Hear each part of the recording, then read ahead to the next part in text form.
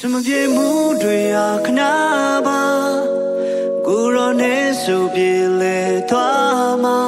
ယေရှုနဲ့သူဆိုရင်စရာမရှိပါမဝါတစ်ခုလုံးကိုဘုံအလိုက်တော့ငြိမ်ချမ်းလာတယ်ခြင်းတွေရဲ့အသေးဖြစ်စေခဲ့